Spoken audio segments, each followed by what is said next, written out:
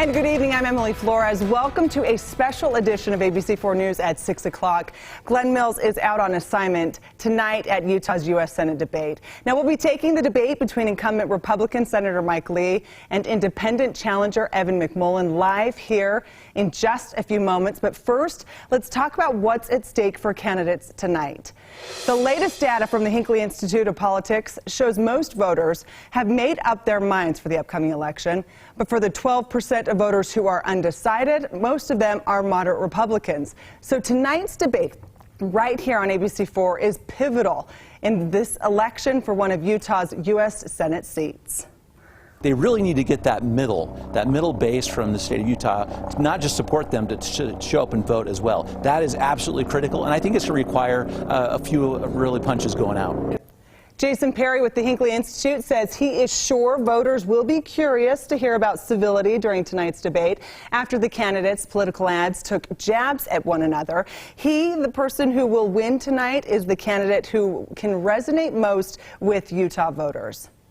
Now, some important deadlines we do want to inform you of that are coming up to make sure your vote counts. Tomorrow, clerks start mailing out ballots. October 28th is the last day to register before in-person voting opens. Then you can register at an early voting location or at the polls. Now, November 1st is your last chance to request a mail-in ballot.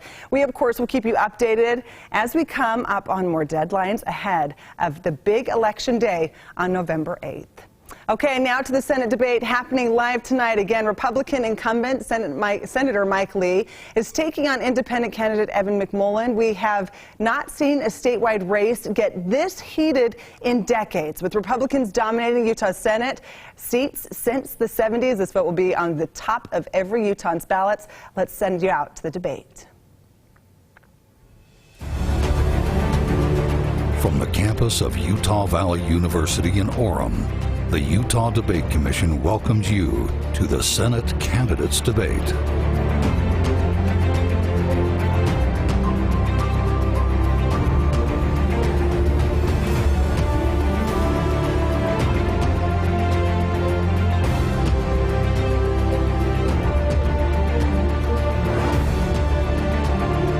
Good evening and welcome to a debate featuring candidates running for the United States Senate. I'm Doug Wright from KSL Radio and Television, and it's my pleasure to moderate tonight's exchange, which is sponsored by the Utah Debate Commission, an organization dedicated to educating voters and encouraging the civil exchange of ideas.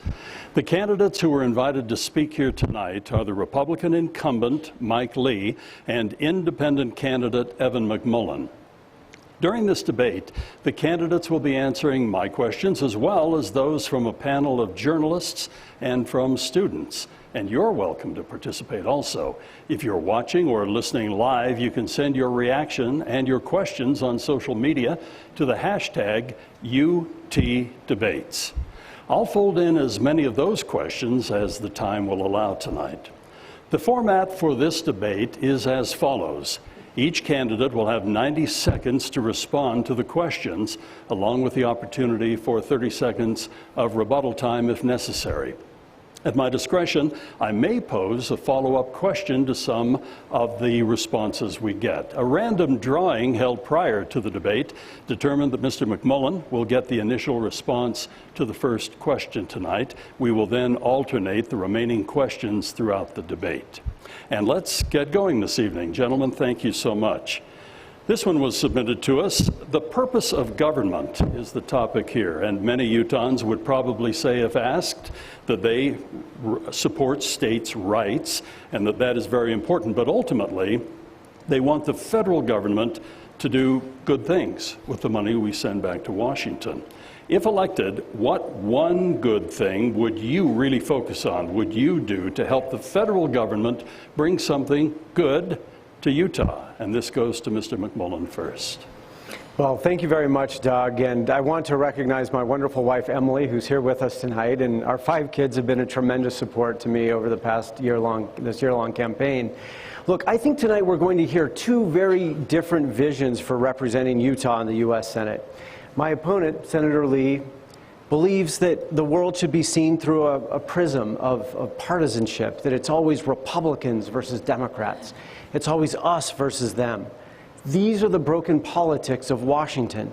He'll tell us they can't be changed, but I'm here to say it doesn't have to be this way. I'm running to represent and to offer an alternative that I believe is more consistent with the values and interests of our state. I know that we as Utahns and Americans have far more in common than we do in difference, and that we can overcome problems by finding common ground together. I'm not a Democrat or a Republican. I'm running as an independent because I think it's time to start putting Utah first. It's time to start standing up to the broken politics of party bosses in Washington, special interest groups, and extremist factions who have far too much influence. I'm not going to Washington, if we prevail, to be a bootlicker for Donald Trump or Joe Biden. And that's a commitment I've made to putting Utah first. Only by standing up to our broken politics can we solve problems like inflation and getting our reckless spending under control. I'm committed to that. Senator Lee, the response from you, please. Thank you, Doug. Thanks for moderating this tonight. Thanks to the Utah Debate Commission and for UVU for hosting us. Grateful to be joined tonight by my wife, Sharon, and two of our three children. Our third is in Kentucky. He's joining us virtually. I've got a lot of my siblings, my mom and my stepfather here as well. You raise an important question about the purpose of government. The purpose of government is fundamentally to protect life, liberty, and property. More to the point, the purpose of the federal government, the government we'll be discussing tonight, is specific. It's limited. The federal government has become too big and too expensive because it was doing too many things for too long that it was never intended or designed to do. The runaway inflation that we've seen in recent months, with the average Utah family having to shell out an additional $949 every single month for their basic living expenses, is entirely attributable to Washington, D.C. having lost scope of its purpose, and because of the runaway inflation brought about by Joe Biden and the Democratic Congress. We need to turn this around. I've learned a few things over the years about how to unravel it. I'd welcome the opportunity to continue doing that. And with that, I'll be asking for your vote at the end of the night. Thank you. If I might follow up, because again, the question was, what is the one good thing that you would help the federal government specifically do for Utah? And if we might just very quickly get to that one thing. Is there a passion? Is there something you've noticed in your many, many conversations with Utahns throughout our state? What is that one thing you'd work with the federal government to bring to Utah? And Senator Lee, we'll go to you first. Yeah. Stop excessive federal spending. As I travel the state from one end to the other, we have asked our audience, and if you will forgive me a little chastisement, so we give plenty of time, we don't defocus our candidates. We have asked, and our audience agreed, to remain silent. And so I'm going to hold you to that. As I've traveled the state from one end to the other, as I've heard from a single mom in Orem raising 3 children, who is already working 2 jobs to support her kids and now has to take on a 3rd job to cover the Biden inflation. She and countless others like her have asked me to stop runaway federal spending. Joe Biden, over the last 2 years, has had a rubber stamp Democratic-controlled Congress. They've done everything he's asked them to do, and he's asked them to basically print money. We brought in $4 trillion last year. We spent almost $7. So we effectively printed $3 trillion. That's resulted in too many dollars chasing too few goods. That's the very definition of inflation. As the famed Nobel Prize-winning economist Milton Friedman explained, in the United States of America, there's only one cause of inflation. It's excessive spending by Congress. I will continue to fight every day to rein that in. We need a Republican-controlled Senate to do that. Mr. McMullin.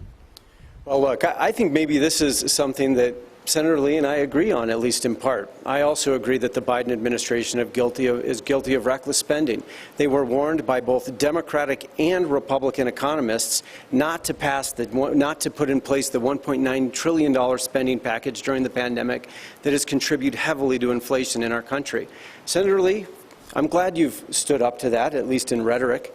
But the reality is we need to represent people. We need to send people to Washington who are willing to stand up both to Republicans and Democrats in the White House who are guilty of reckless spending, because the administration before Joe Biden, Donald Trump's, was guilty of the same. And frankly, no, Senator, I'm not quite finished. During your time in the U.S. Senate, when you were elected, the U.S. debt was about $12 or $13 trillion, Senator Lee. Now it's almost triple that. It's well over $31 trillion. I think our difference is in approach. I know that the only time we've ever gotten our fiscal house in order is when Republicans and Democrats have worked together. Senator Lee refuses to do that, and those are his broken politics. Senator Lee, a quick 30-second rebuttal. To suggest that I'm beholden to either party, that I've been a bootlicker for either party, is folly, and it's contradicted by the plain facts. Look, no member of the Republican Senate Conference voted independently during the Trump administration than I did. Only 2 senators, Susan Collins and Rand Paul, voted less with President Trump than I did. I have stood against my party time and time again to oppose reckless spending. I will do it again and again and again. We need people to say no, because when Washington only wants to spend money, they're spending it at your expense. They're making you less powerful. They're making you more poor. That must stop. We want to get to a specific issue that has been submitted to the Debate Commission, wanting us to talk more about the federal government and its ruling in the case West Virginia versus EPA. The Supreme Court said that the EPA didn't have the authority to enforce coal emissions, and that the authority should come from a law yet to be created in Congress. Do you think this is the most effective system of government? And can Congress take on this task? And should they take on this task and pass even more very specific and granular laws? And we go to Mr. McMullin for this. Well, look, I do think there's a role for the federal government in helping ensure that we have clean air and sufficient water. I certainly think that's true. But our solutions are going to come more at the federal level, or at the state level. You know, there's no way for Washington to tell us totally how we can keep our air clean and ensure that we have sufficient water. There is a role for the federal government to play, certainly, but there's an important role for the states as well. And I think it's important that the federal government supports state efforts rather than dictate to them what those efforts should be. Senator Lee. I don't disagree with the comment just made by my opponent. States can do better. We know our topography, our demographics, our geography, our specific needs better than any bureaucrat in Washington ever could. As to West Virginia versus EPA, the Supreme Court emphatically got that case right. Look, what Congress has been passing as legislation for decades, sadly under the leadership of Republican and Democratic Congresses and White Houses alike, has been platitudes more than laws. In many instances, they'll pass a law that will say we shall have good law in the area of clean air, and we hereby delegate to the EPA the power to decide what clean air is and to punish polluters. In West Virginia versus EPA, the Supreme Court said, look, EPA has exercised that authority so broadly so as to shut down certain sources of electric power in this country. Congress cannot possibly be deemed to have voluntarily handed that authority over to EPA. This is the tip of the iceberg of what needs to change. The very first clause of the first section of the first article of the Constitution says that all legislative powers herein granted shall be vested in a Congress of the United States. That power has been handed over, lock, stock, and barrel, to unelected, unaccountable bureaucrats. This is why we need a Republican Congress to enact the REINS Act that would put the power back in your hands and away from the unelected, unaccountable bureaucrats. We appreciate your responses, and I'm not seeing the need for a rebuttal on that one. In all of my experience with debates and in talking with the folks from the Utah Debate Commission, they too have never seen anything quite like this, where so many people have contacted us as a commission, me as the moderator, them as individuals, asking a series of questions that they feel they deserve very straight, specific answers to. We've broken it down to 4 things, and hopefully we can address this relatively quickly. In the first part of this, we've broken it into 4 questions. But this one is a very basic one that will go to the senator. Did Joe Biden fairly, that's the important word, did Joe Biden fairly win the 2020 presidential election? Senator Lee. Yes, Joe Biden is our president. He was chosen in the only election that matters, the election held by the Electoral College. It was on that basis that I voted to certify the election results. The Electoral College cast its vote. Joe Biden won that. Now, as to whether there were errors, as to whether some states might have conducted their elections better than others, there's always room for debate and questions about that. Some people expressed concerns about the number of states using universal mail-in balloting for the first time in 2020. Unlike Utah, they hadn't tested it out.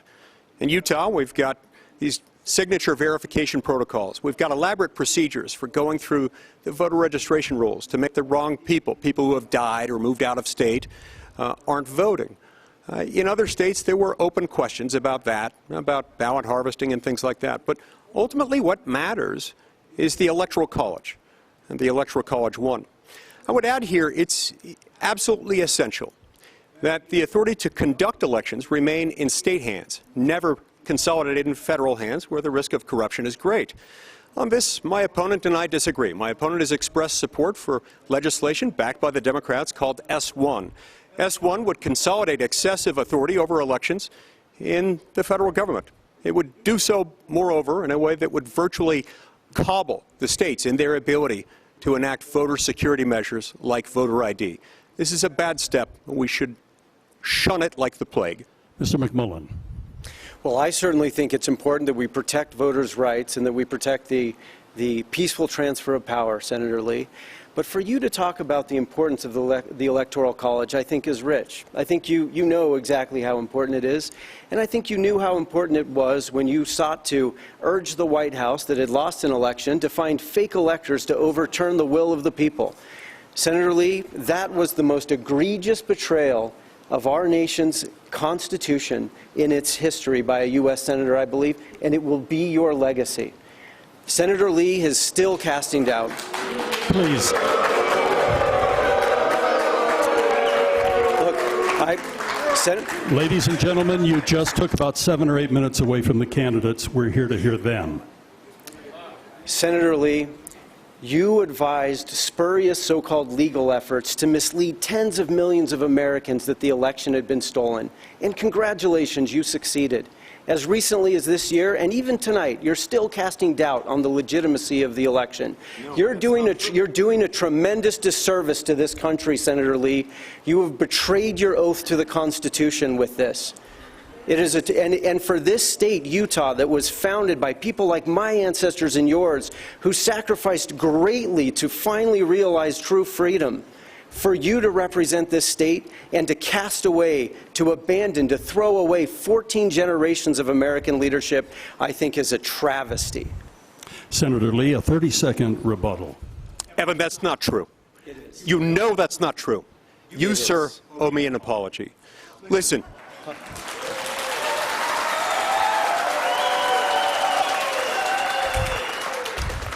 In the days leading up to January 6th, when the votes were going to be open and counted, I had a job to do. There were rumors circulating suggesting that some states were considering switching out their slates of electors. If that were true, I would need to know about it. I did research on that. I made phone calls to figure out whether the rumors were true. The rumors were false.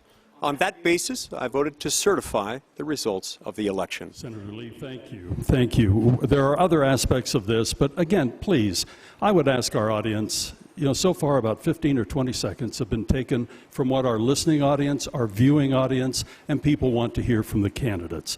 Please, we asked you, invited you nicely to restrain yourselves a little bit so we could hear from the candidates themselves. I do want to, I'm going to put several of these aside because we're already running a little bit behind time. But I want to ask this question. How do you characterize the events that happened on January 6th at the U.S. Capitol? And we'll start with Evan McMullin on this one. It was a violent insurrection with the intention of overturning the American Republic. I think about my ancestors, again, who fought in the Revolutionary War, Senator Lee, and who fled religious persecution on the East Coast and trekked across the plains and the Rockies to achieve freedom here. I think about the men and women who I served with in the CIA, who left the warmth of their homes and the love of their families to risk their lives, not knowing if they would ever come home, in order to stop terrorists who were intent on destroying freedom in America. I think about all the men and women, the 14 generations of Americans who have sacrificed for this grand experiment in freedom. They trusted you. We trusted you. And with that trust and with your knowledge of the Constitution, Senator Lee, you sought to find a weakness in our system. You advised the White House, find an alternative slate of electors for Trump to overturn the will of the people.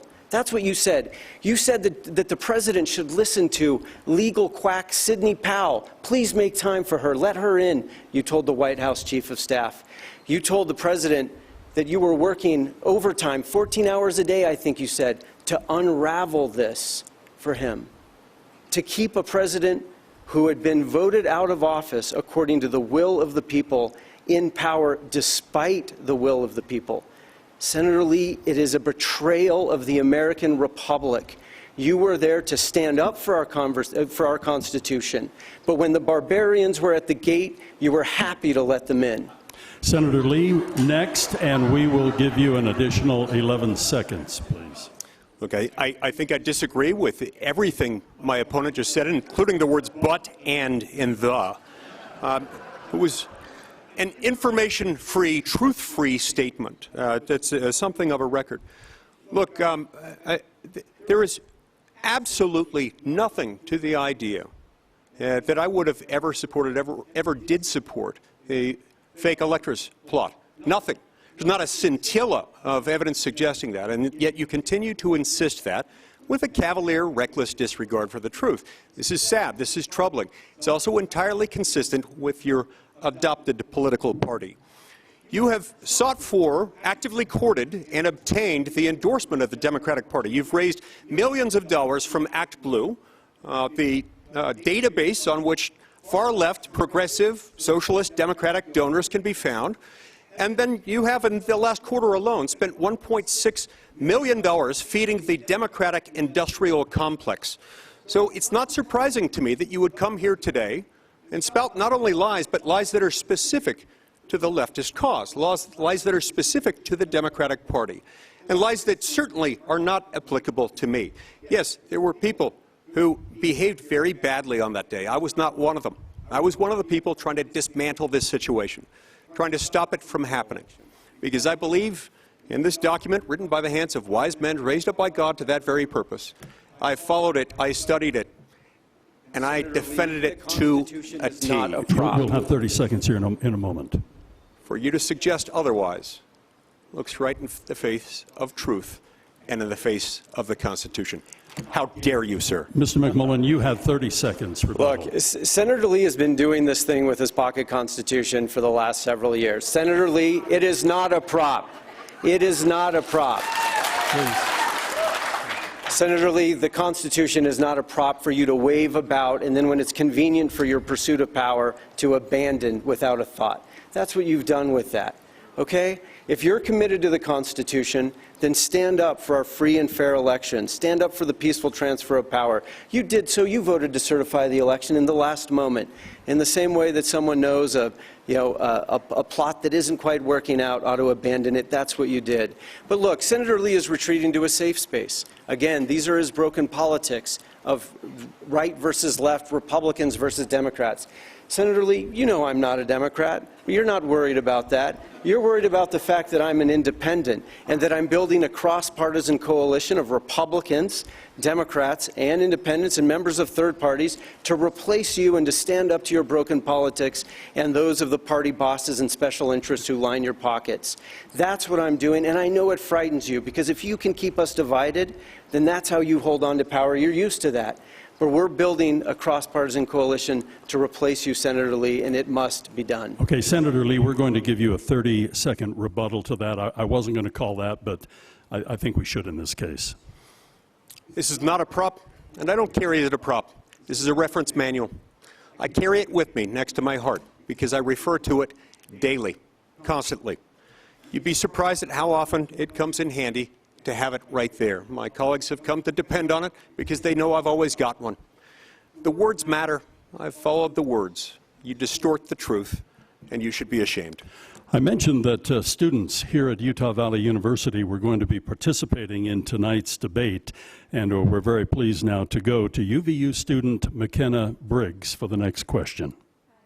Hi, my name is McKenna Briggs. I'm an intern with Governor Herbert's Institute for Public Policy, and I'm majoring in political science. My question for you is, you've both expressed opposition to President Biden's student loan forgiveness executive order. What solutions do you have for the student loan crisis? And this goes to Senator Lee first.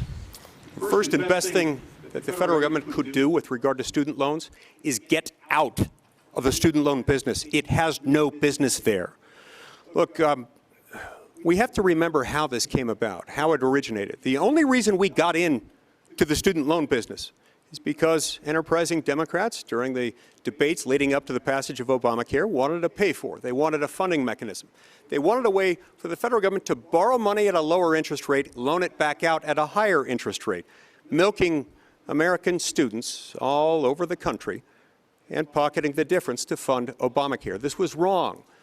It was also wrong to put that much power in the federal government, in the executive branch of government, and specifically in the president himself.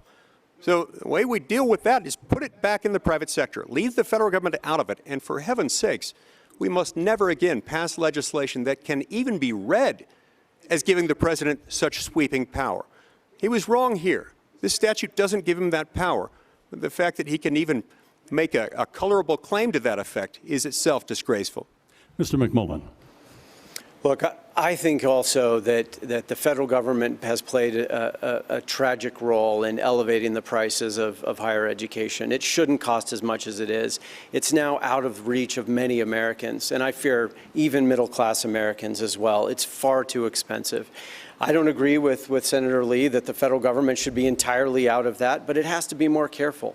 The federal government has played a role in inflating higher education costs. And I'm concerned that Joe Biden's decision here has also contributed to inflation, or will contribute to inflation. I believe that we should have debt forgiveness programs for those in public service, like teachers and police officers and those in the military and in other roles serving the country. But it should have been a more narrowly focused program, and he should work with Congress in order to design it and implement it. That is what I think is required. But we have got to reform our system for financing higher education, and it does mean lessening the federal government's role. I still think the federal government does have a role to play, especially for low-income students or for people who otherwise wouldn't be able to afford higher education. But it has contributed to inflation of the worst kind in higher education, and we have to reform that to bring prices down. Thank you for your two responses. And we mentioned that we have invited social media participants to send us their questions and thoughts. And this one from social media to each of the candidates: do you support continuing Social Security and Medicare? And this time we go to Mr. McMullin first. Well, I do. I believe that Social Security and Medicare are important elements of our social fabric in America.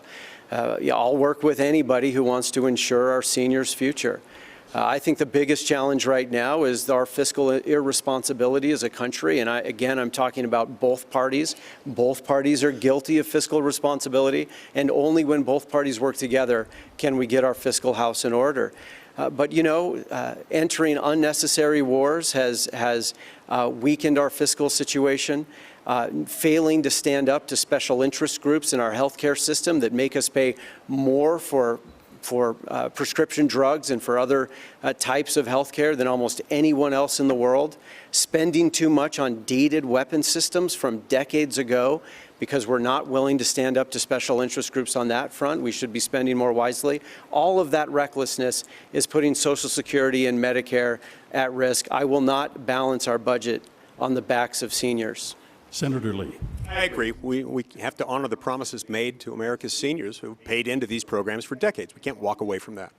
Now, look, we have seen the peril in putting this power in the federal government, which is why I've long supported the concept of allowing people over time, perhaps people in their 20s or 30s, to designate their Social Security, their Medicare money to go into something that they control. The reason I say this is that look at what's happened over time. I've had to object on countless occasions, including once at 2 or 3 in the morning, when Congress, in the middle of the night, under color of darkness, raided the Social Security Trust Fund in order to pay for reckless runaway spending. Tragically, this was Republicans and Democrats alike. So yes, we need to honor those things. And we also need to reform them to make it more difficult for Congress to raid seniors' money. Thank you to both of you, and we have now reached a point in the evening. We're at the halfway point of the Senate debate featuring the Republican incumbent Mike Lee and independent challenger Evan McMullin. I'm Doug Wright from KSL Radio and Television, and again, as we already have, we're still taking your questions during this live broadcast, and you can use the hashtag UTDebates on social media. And let's get back to the issues. Let me ask this question, and then we're going to go to one of our students again here at Utah Valley University. Let's talk about inflation. It's an issue that is front and forward for everybody in the country, but here in the state of Utah, who do you feel bears most of the responsibility for these higher prices? Is it the federal government, or is it large business, big corporations? And we start with Senator Lee this time. In the late 1970s, the last time we saw a major raft of inflation, similar questions were asked to Milton Friedman, the aforementioned Nobel Prize-winning economist. He was asked, is it speculative investing? Is it trade unions? Is it international trade? What is it? And he said, in the United States of America, inflation has but one cause. It is federal spending, reckless, excessive federal spending. So it is Congress. It's Congress that's spent way too much. Now, it's been spending way too much for a very long time. And I've been a leading opponent of that excessive spending. But they've ratcheted it up to a whole new level. We thought it was too much cowbell before. They gave it 10 times the cowbell. As soon as the Democrats obtained dual control of the houses of Congress and the White House at the same time, they said yes to everything Joe Biden asked for. We brought in record-breaking revenue to the federal government last year. Over $4 trillion, more revenue than we've ever brought in the past. More revenue than just a few years ago the federal government spent in a whole year. And I'm talking Social Security to defense and everything in between. The problem is, while we brought in over $4 trillion, we spent nearly $7. This happened because Joe Biden had a dual backstop in Congress. What we need now more than ever is a Republican-controlled Senate. If you want that, and to bring inflation under control, I ask for you to vote for me. Mr. McMullin. Look, again, it is both parties. Where was Senator Lee when President Trump was spending recklessly during an expansionary period? Senator Lee will say that he was voting no. But I'll tell you what, it didn't work. We still added to the debt during that time. We're adding more now, and on and on and on. The job of a senator, especially representing our state, has to be to stand up to leaders of both parties, to Joe Biden and to Donald Trump. That's what's required, Senator Lee, because both parties are spending recklessly. And you vote no. And let me say, Senator, I think it's right that a senator should be willing to stand even alone and vote no. And you're very good at that. But you know what? It can't be the only thing you do. That's not the job of the senator. The job of a senator representing Utah is to work across party lines to solve problems. We have a legacy in this state of sending senators to Washington. Senator Bennett, Senator Hatch, now Senator Romney. They worked and work together across party lines to solve problems, Senator Lee. They don't only vote no, they're at the table negotiating a better deal for Utah and our country, and I'm committed to doing that on our spending and on every other issue. Senator Lee, you've asked for a rebuttal. Yeah, we've long had a problem where we've had at least 50 Democrats, all 50 Democrats, willing to vote for any amount of spending. And tragically, you've typically had at least 10 Republicans willing to cross party lines to vote for the Democrats' spending priorities. Look, I call out President Trump all the time. I voted less with President Trump than anyone else other than Rand Paul and Susan Collins. In fact, I called out President Trump about spending bills specifically, including one time when he called me on my airplane coming back to Utah, and I told him it was a huge mistake. I called him out in public and in private, on a train, in the rain, with a fox in a box, every time I got the chance. There we go. Okay, we have another question that's coming to us from social media, and we're very pleased to include those folks tonight. Prescription drug prices in America are out of control. What would you do to make them more affordable? And this time we go to Mr. McMullin. Yeah, well, look, we have to allow the taxpayer to fully negotiate on prescription drugs as a part of a free market. And right now, that's not what we have. We pay more for prescription drugs in our country than almost anyone on earth. And it doesn't have to be that way. It doesn't have to be that way. You know, my opponent, Senator Lee, who's taken over $4 million from special interest groups during his time in the Senate. Yes, we count, Senator Lee, we've counted it up. It's well over $4 million. A lot of that coming from special interest groups in big pharma who are paying you and putting money in your pockets. Senator Lee, you consistently vote against and introduce bills that prevent the taxpayer from freely negotiating in a market lower prescription drug costs. And you're so proud of your work on that. But all it does is make big pharma companies, allows them to charge Americans far more than they should. Do you think it's right that we pay more for prescription drugs here in America than almost any other people in any other country? Is that right? I wonder if you'd be so proud and if you'd have that same smirk if a woman named Ann, who I met on the campaign trail were here, she pays more for life-saving prescription drugs for her child than she does for her mortgage every month. And Senator Lee, she reached out to your office pleading for help. And in response, she received a dismissive form letter. I wonder if you'd still be smirking if she were here today, We're Senator over 30 Lee. seconds, and we'll make that time good on your side, Senator Lee. Look, competition lowers prices, and it brings up quality. What we need is competition. That's why I've long supported allowing the importation of drugs from neighborly countries with regulatory systems that we can trust. Now, I'm with Bernie Sanders on this one, feeling the burn. Drives the drug companies absolutely berserk. But I support it because it's free market, and it's free market in a way that would bring about more competition and lower prices.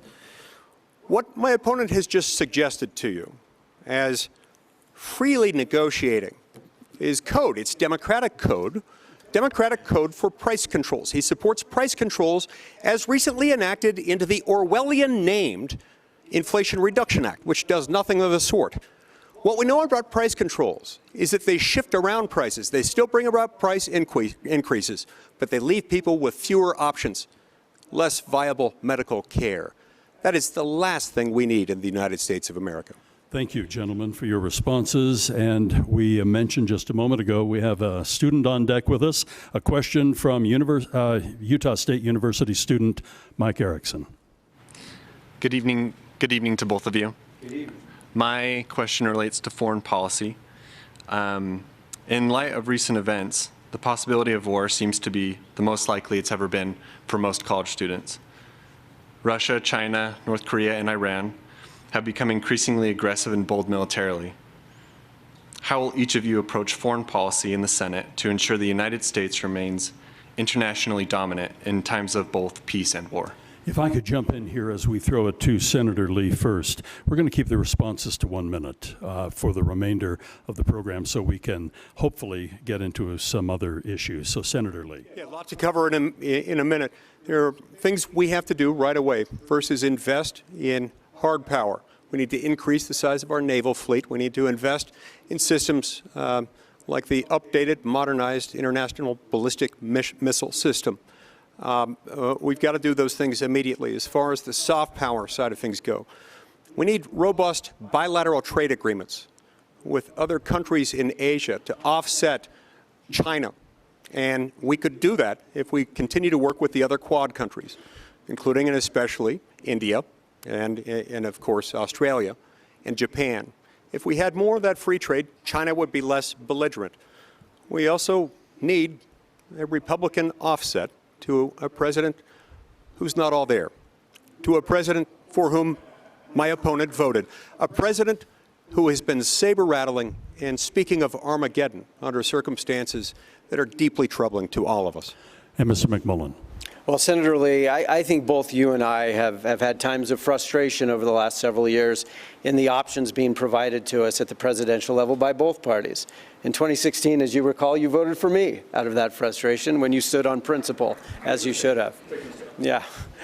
So look, I think that, we have to strengthen our relations with other free nations. I agree that trade is absolutely critically important, especially on the Pacific Rim side. We need to invest in advanced technologies. We need to do all of these things. So Senator Lee and I have some agreement, at least based on your comments tonight on these things. But I'll tell you what is also important. We need to elect leaders and representatives of this freedom-loving state that will stand up to foreign dictators and not enable them. Senator Lee, remarkably, you are the only member of Utah's congressional delegation he already knows where I'm going, not to be blacklisted by Vladimir Putin. It's just an incredible distinction. But there's a reason why. It's because in 2017, Senator Lee was one of only 2 senators to vote against sanctioning Putin's regime. Then in 2019, he went to Russia alone and discussed lifting sanctions with him. He has voted repeatedly against supporting Ukraine. He has. Mr. McMullin, we are out of time. I could go on and on. We are out of time. And Senator Lee, you've asked for a rebuttal. Instead of 30 seconds, we'll give you 45 seconds. I voted against the sanction bill because it was cobbled together in a piece of legislation with some progressive ideology. Perhaps you're okay with that. I was not. I voted against it. As far as going to Russia, yeah, I went to Russia at the invitation of my friend, mentor, and former boss, John Huntsman, who was then the U.S. ambassador to Russia. I did so because I needed to stand up for religious freedom. We had missionaries and other Americans imprisoned for their religious beliefs in Russia, and I found this unacceptable. That's why I went there. As to why they haven't blacklisted me, I don't know. I'd love to be blacklisted there. I've been banned for life from China. I hope Russia will ban me next. But for you to suggest, as you have repeatedly, that I'm some sort of fan of Vladimir Putin is absolutely false and disgraceful. Okay, let's move on to another question. Please, ladies and gentlemen, thank you for making that brief so we can move on. How are both of you thinking about the legal question that arises from the Dobbs decision from the Supreme Court, where different states now can and will have different laws on how to handle abortion? And I believe we're starting with, I'm trying to remember. I'm waiting for the magic voice in my ear, and apparently they have abandoned me. So let's start with Mr. McMullin. Well, look, now that states are making decisions on this issue, I think that it's absolutely critically important that we find a constructive way forward on the issue. I'm pro-life, and I've always believed in the sanctity of life. And I oppose the extremes on both sides of this issue. Those who are in favor of late-term abortions on demand, or those who would ban abortions without exceptions. I think that's wrong. This issue is dividing our country unnecessarily. It doesn't have to be this way. There is a more constructive way forward. It's making contraception more available, doing more to support women, children, and families, and imparting the right values to our youth. That's what we can do to lower the abortion rate in America. Some of these bills that I see being passed around the country are extreme, like this idea that we would force a 10-year-old rape victim to carry a pregnancy to term. That's wrong. And my opponent has defended these bills. And I think you have, Senator, you have. I watched the tape myself. Senator Lee, you have defended these bills. I watched a tape this morning, you defending the Texas bill, for example. We'll have Senator Lee respond at this point. As a pro-life American who loves the Constitution deeply, I'm thrilled with the Dobbs decision. Roe versus Wade was a legal fiction, cut out of a whole cloth from the imagination of a few Supreme Court justices. I'm glad it's been overturned. And this authority has finally been returned to the states where it belongs. I respect the fact that you used to be of the same agreement. You used to agree with me that Roe versus Wade was really wrong. You went on MSNBC a few months ago and said you defended it, and you opposed efforts to undo it. You also derided as extreme Utahns and Utah for having a law that strongly protects unborn human life. As far as where we go from here, now that it's been returned to the states where it belongs, I believe that is where it belongs. And with a small handful of exceptions dealing with federal funding, this is ought to be where this is where it should remain. because it's within the states where we can achieve the most consensus and protect the most babies. Let's go now to ABC4 reporter Glenn Mills for our next question. Glenn? Gentlemen, as we speak, the fate of thousands of dreamers across the country lies in the balance as DACA makes its way through the court system. In the meantime, advocates are calling on Congress to act.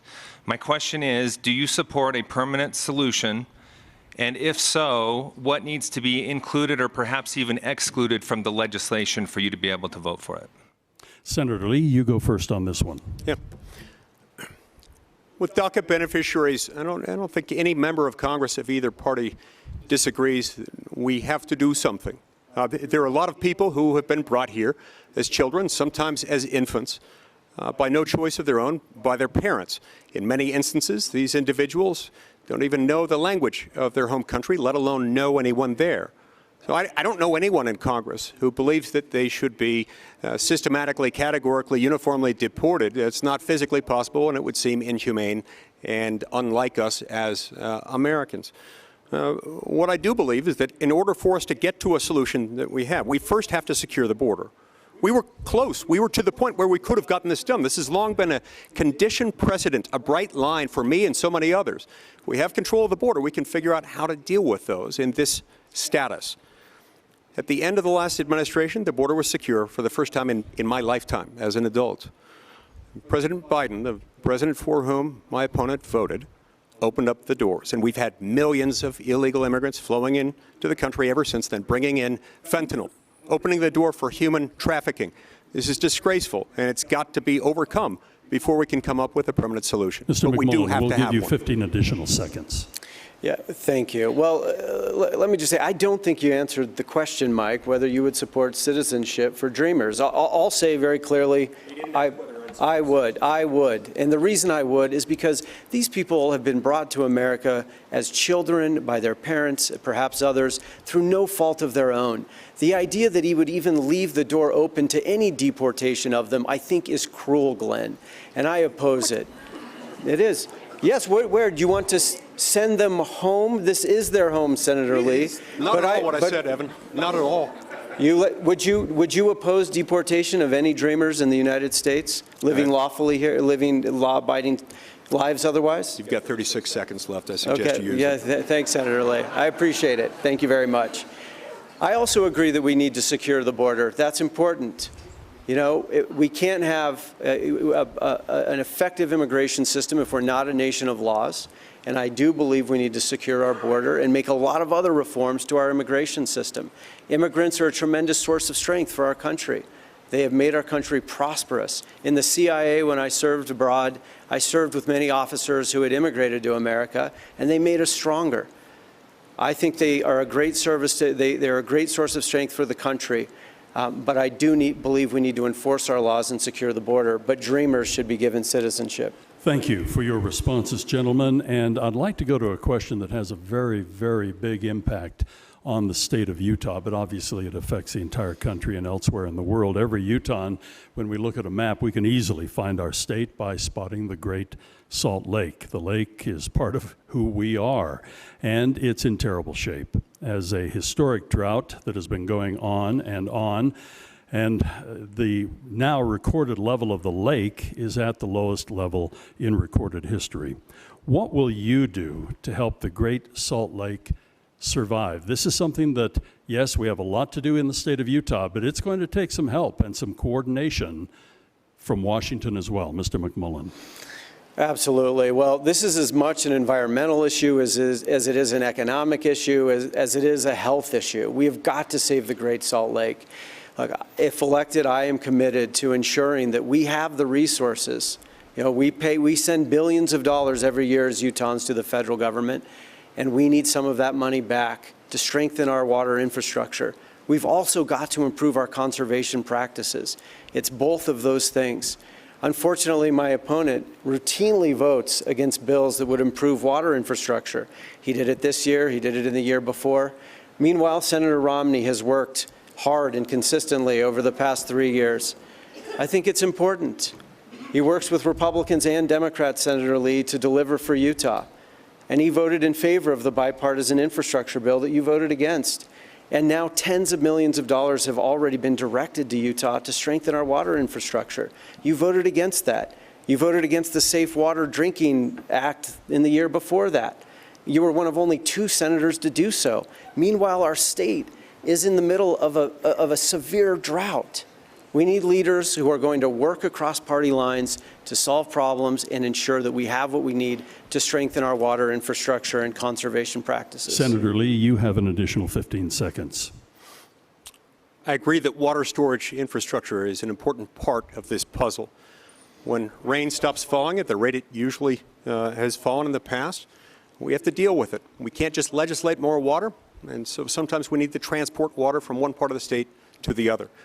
I've repeatedly, emphatically, strongly and boldly stood up for the need for more water storage infrastructure. Yeah, I voted against that bill, a bill that spent well over $1 trillion, more than we had, on all sorts of things that were not appropriately federal. This one was.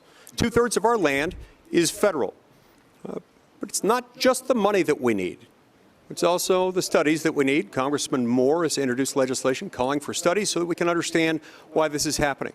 But more than anything, we need permitting reform.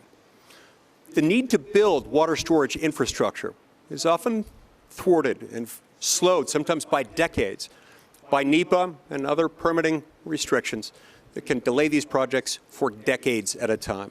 I've introduced a bill called the Unshackle Act, along with a plethora of other proposals that would streamline federal permitting. It's the single best thing that we can do to help the Great Salt Lake and the rest of our state along with it. We have standing on deck now from the Salt Lake Tribune, the political editor, Jeff Barrett. Jeff? Good evening, gentlemen.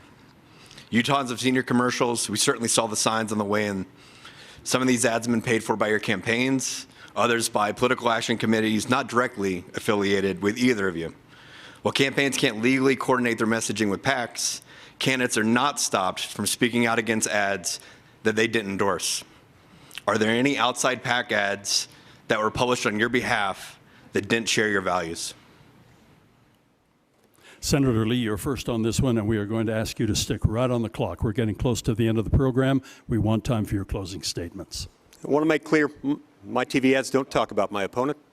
My TV ads have mentioned my opponent only once. A couple months ago, we referred correctly to the fact that he voted for Joe Biden. Other than that, it's been about me. You see, parties are something that you say shouldn't matter. You say you want to put country over party. I respect that. Parties are an important proxy. They're an important proxy for ideas. You see, because it's ideas more than parties that tell the people how you will vote. You owe it to them. You, Evan, have refused to talk about ideas. Refused to talk about which party you'd join. You've refused to talk about ideas. Instead, you're asking the people to put faith, blind trust in you. It's your judgment. That is not how we lead to a good policy outcome. And so for that reason, I talk about my ideas in my ads. I would suggest that you do the same. As for outside groups, they don't use the same messaging I use. You can tell what messaging I think is best by what I use. Yours are attack hits. Hit pieces, every single one of them. Your time now, Mr. McMullin. First of all, that's just not true, Senator Lee. Not all of our ads point out distinctions between us. But Senator Lee, the question was, did you oppose any of the attack ads by outside groups on your side? Now, one of the groups, a far-right special interest group that you're quite beholden to, ran, yeah, that's true, Senator Lee, ran an ad that doctored an interview of mine in order to make it seem as though I said something that I didn't.